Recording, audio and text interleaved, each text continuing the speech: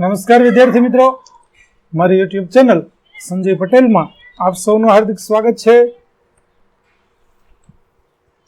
મિત્રો, આજના વિડીયોની અંદર આપણે ધોરણ 5 વિષય છે અંગ્રેજી, જેનું નવું પાઠ્યપુસ્તક આવેલું છે, તે પાઠ્યપુસ્તકના યુનિટ 1 કે જેનું નામ છે સ્માઇલ પ્લીઝ, તેના ભાગ 2 ની અંદર આજે આપણે રીડિંગ રાઇટિંગની જે એક્ટિવિટીઓ આપેલી છે તે એક્ટિવિટીઓ વિશે જાણવાના છીએ. વિદ્યાર્થી મિત્રો, જો તમે મારી ચેનલમાં નવા હોય તો મારી ચેનલને જરૂરથી સબસ્ક્રાઇબ કરો. વિડીયો સારો લાગે તો લાઇક કરો, શેર કરો અને બેલ નોટિફિકેશન ઓન કરો, જેથી મારા આગળના નવા વિડીયો પણ આપને મળતા રહે. તેમજ વિદ્યાર્થી મિત્રો, આ પાઠની પીડીએફ જોવા માટે પ્લે સ્ટોરમાં જઈ અમારી એપ્લિકેશન વિશ્વગુરુ STD 1 થી 12 ગુજરાતી ડાઉનલોડ કરી તમારા મોબાઈલમાં ઇન્સ્ટોલ કરો.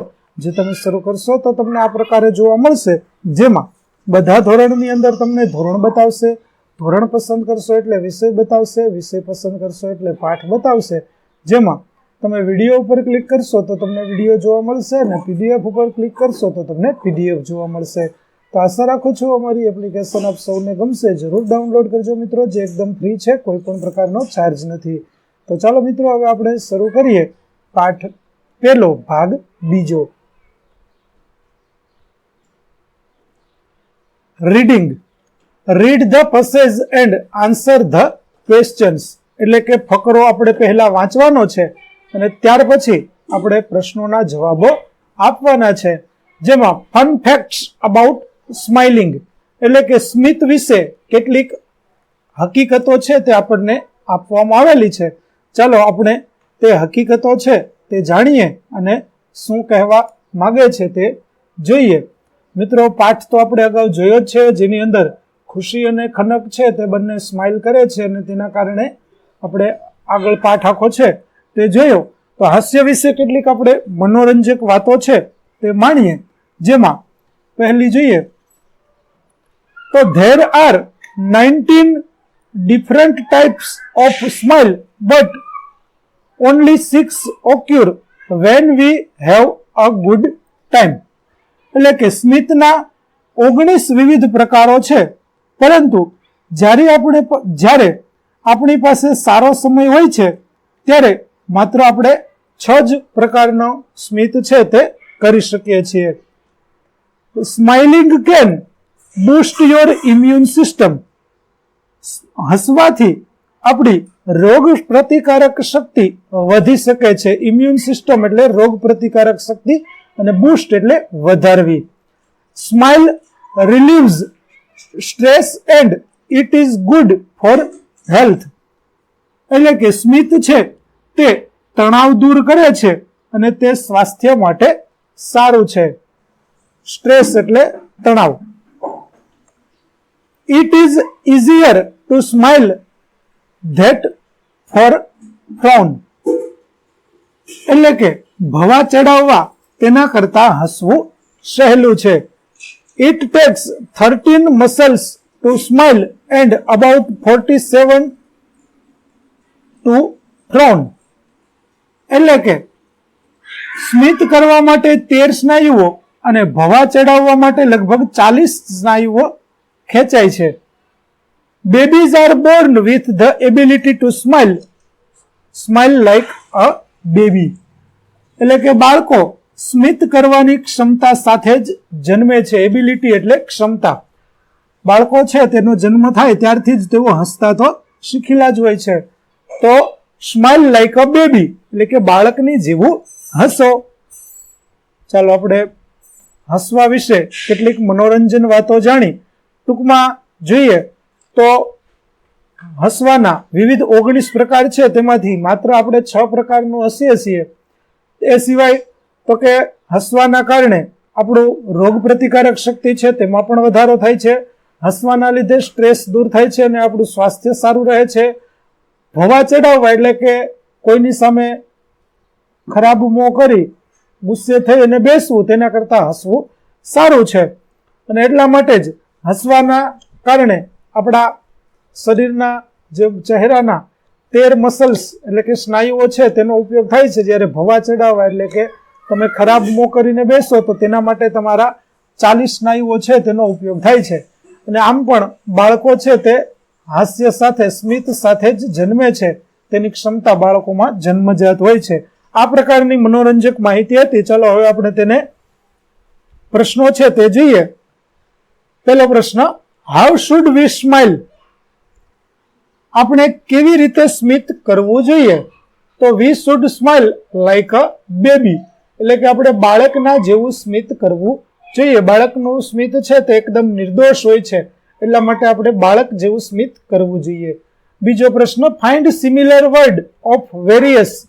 વેરિયસ એટલે વિવિધ, એના માટેનો સમાનાર્થી શબ્દ આપણે શોધવાનો છે. તો વિવિધનો સમાનાર્થી શબ્દ છે ડિફરન્ટ. ત્યાર પછી, how many types of smile are there? એટલે કે સ્મિતના કેટલા પ્રકાર છે? તો there are 19 types of smiles, એટલે કે હસવાના સ્મિતના 19 પ્રકારો છે. ત્યાર પછી આગળનું જોઈએ તો list out 3 benefits of smiling, એટલે કે સ્મિત કરવાના 3 ફાયદાઓની યાદી બનાવો. હસવાના 3 ફાયદા. તો એક, સ્માઇલિંગ રિલીવ્સ સ્ટ્રેસ, એટલે કે હસવાથી તણાવ દૂર થાય છે. Smiling can boost our immune system, તે આપણી રોગ પ્રતિકારક શક્તિ વધારે છે. અને smiling is good for health, સ્વાસ્થ્ય માટે આ સ્માઇલ હસવું સારું છે. તો આ 3 ફાયદા આપણને મળે છે. ત્યાર પછી, smiling can boost your immune system, true or false? કે હસવાના લીધે આપણી રોગ પ્રતિકારક શક્તિ વધે છે, સાચું કે ખોટું? તો તે સાચું છે, માટે આપણે કરીશું ટ્રુ. ચાલો, ત્યાર પછી fill in the blanks with the fillings given in the mood matter, એટલે કે મૂડ મીટરમાં આપેલી લાગણીઓ સાથે ખાલી જગ્યાઓ છે તે આપણે ભરવાની છે. જુઓ, કેટલાક આપણને શરૂઆતમાં ઉદાહરણ આપેલા છે કે when you meet your friends you feel happy, કે જ્યારે તમે તમારા મિત્રોને મળો છો ત્યારે તમે ખુશ થાઓ છો.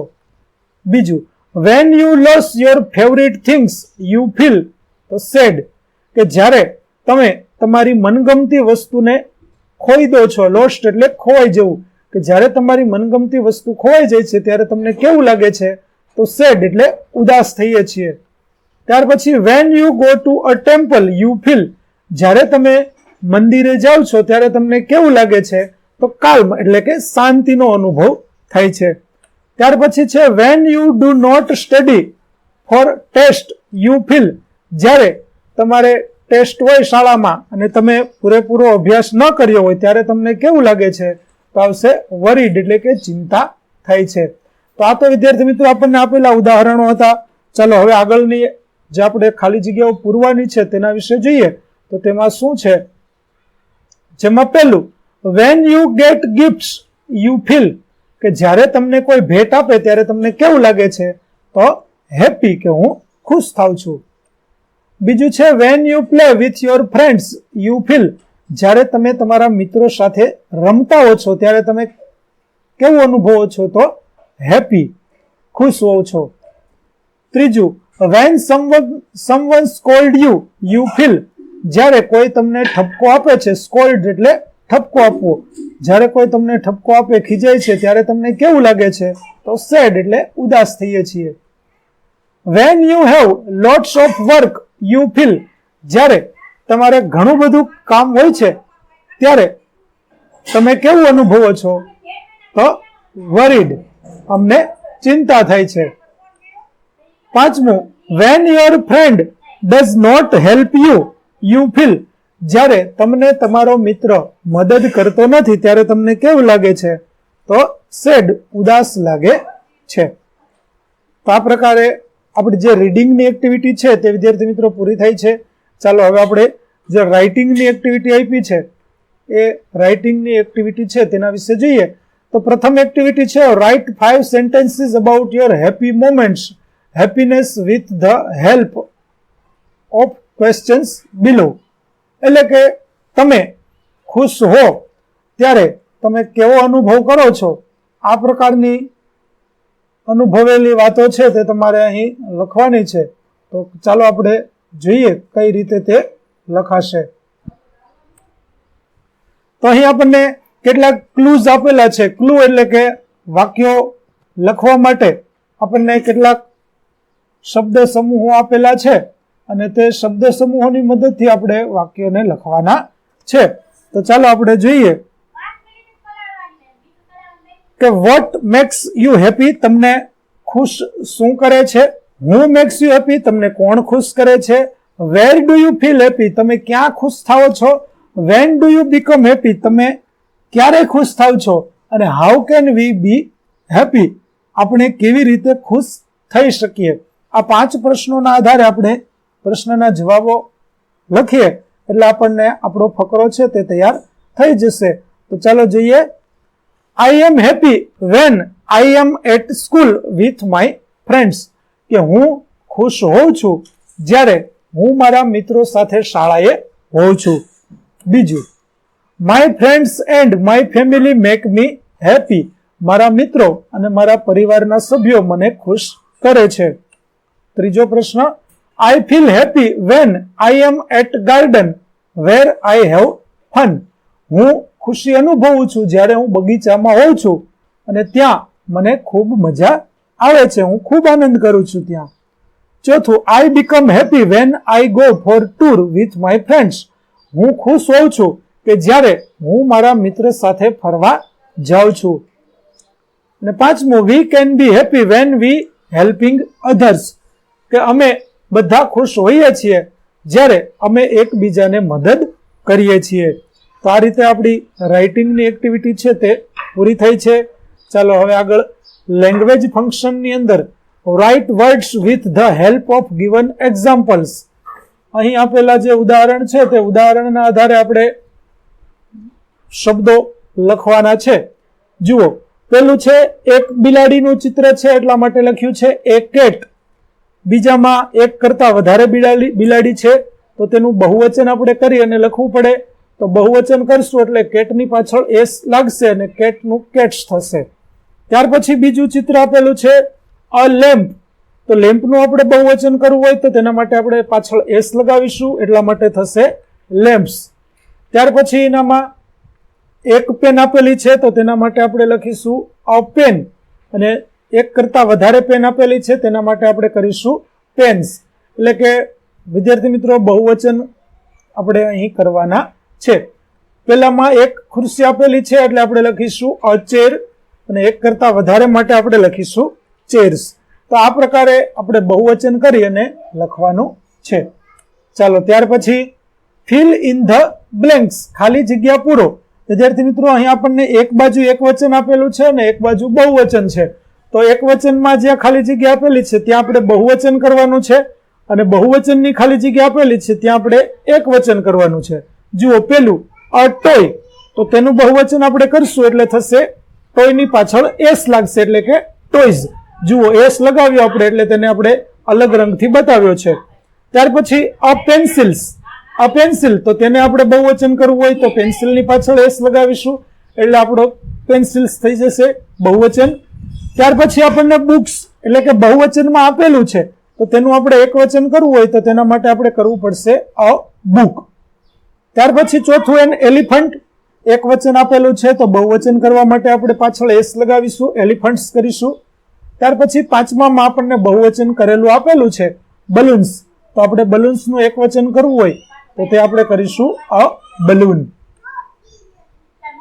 ચાલો ત્યાર પછી write words with the help of given examples, એટલે કે આપેલા ઉદાહરણની મદદથી આપણે બહુવચન કરવાનું છે.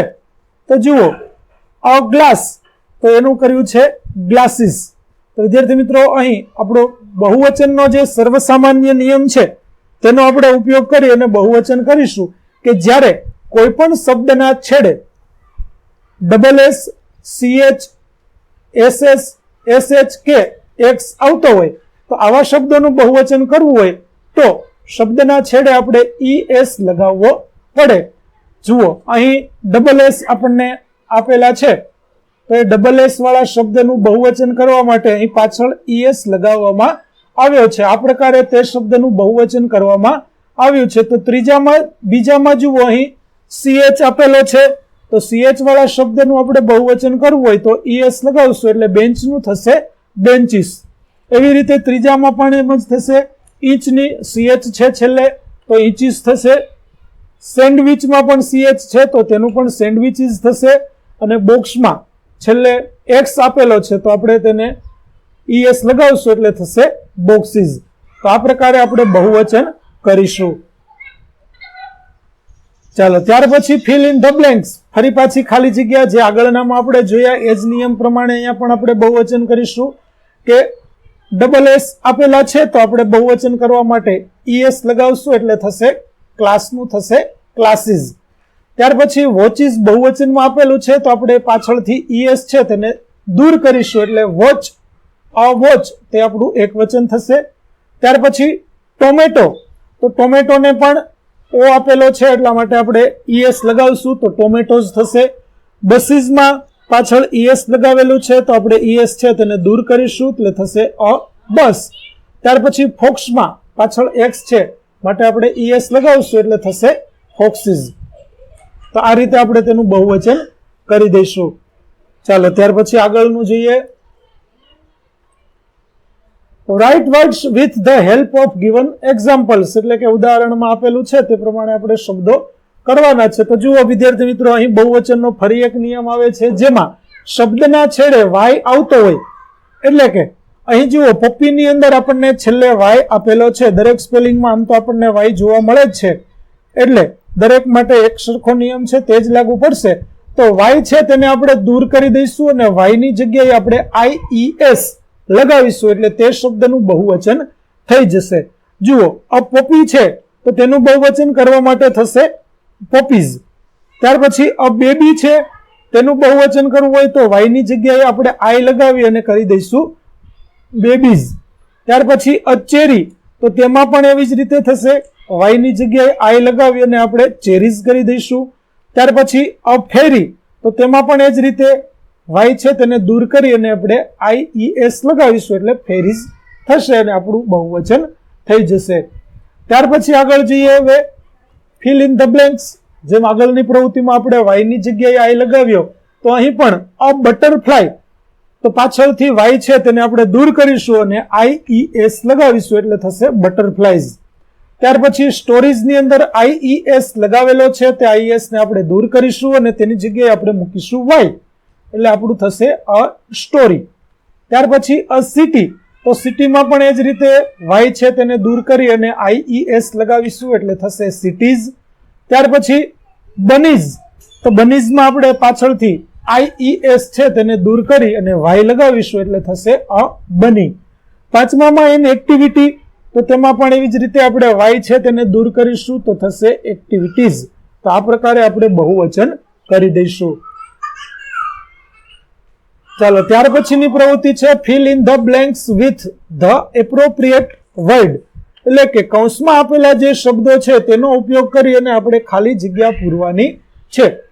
ચાલો my mother bought a new car કે કાર્સ મારા માતાએ એક કાર ખરીદી.